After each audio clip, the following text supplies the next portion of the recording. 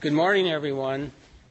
Thank you very much. This is David Givers, North Dakota EPSCoR Co-Project Director, thanking all of you for participating in this first Cyber Infrastructure Conference statewide. So we have a lot of things to get through today. I think we'll find them all very interesting. At least I look forward to them.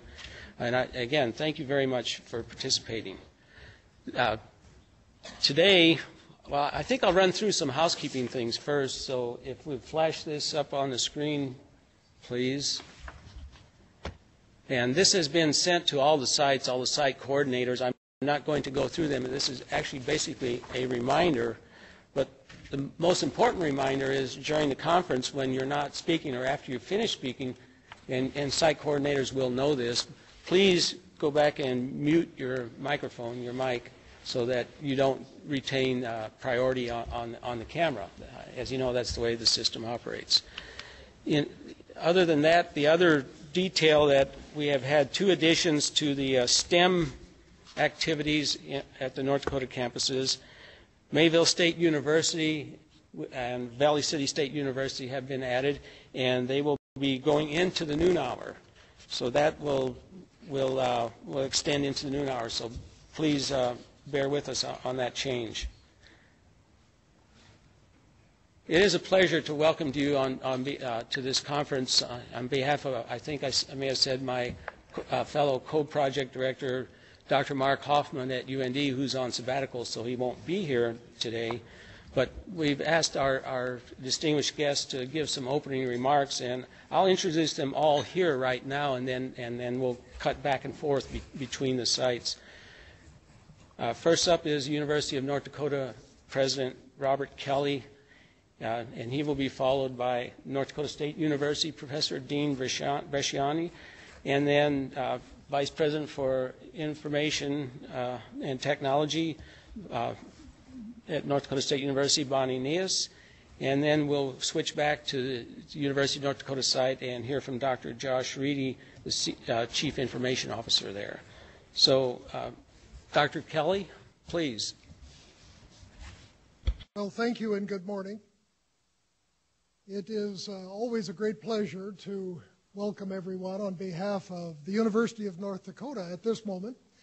But I want to recognize that in the audience today across our state are students, faculty, staff members from all of the universities in the North Dakota University system, our K through 12 programs, our 5 tribal colleges, the Heritage Center, and others who are very interested in the topic of cyber infrastructure.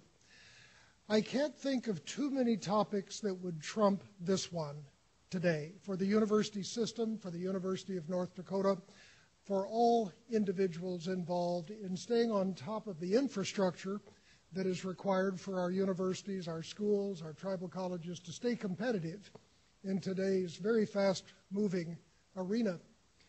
But when I talk about staying competitive for a research university, I'm talking about the things that we don't even yet know about. Trying to figure out what we are going to be studying 2 years from now, much less 2 months from now. And all of us are very aware of the rapid changing technological world that we live in. It's very difficult for us to stay ahead. As I look across the University of North Dakota, and we are not totally dissimilar from other schools and colleges in our state, we're making advances in sciences, technologies. We're making advances in energy and engineering related to energy. We're making advances in the computational science arena and the technologies required to do computational science. We're also making major advances in what is now called digital humanities. As we archive, as we analyze, as we drill down into the depths of the information that currently is available to us, the infrastructure for us becomes more and more important. It's also interesting to note that that infrastructure is responsible for our economic development, business startups. As we see new technologies coming online, it is the infrastructure that's going to keep us competitive around the globe, and it is the advances in that infrastructure that will help us educate our students for the next 25 to 30 years. So I want to welcome everyone today in our consortium. I want to welcome everyone to a very, very exciting and rich program today. And I will turn this back to our host, and thank you for the opportunity of saying good morning.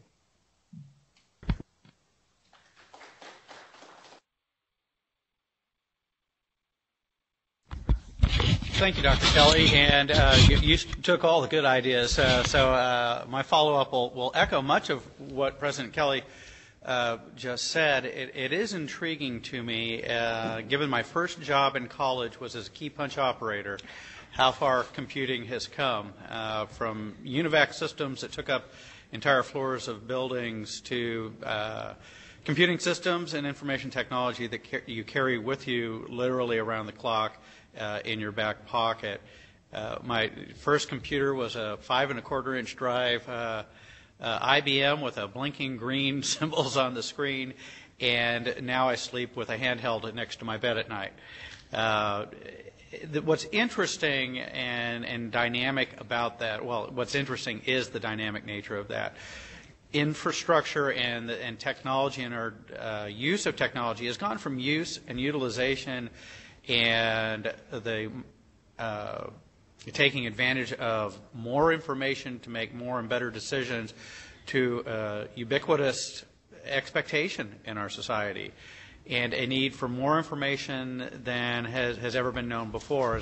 As I often say to critics of higher education in particular, who are concerned that students aren't learning anything in college, students are exposed to more information and are expected to be able to access more information and more data than we have known in our lifetime.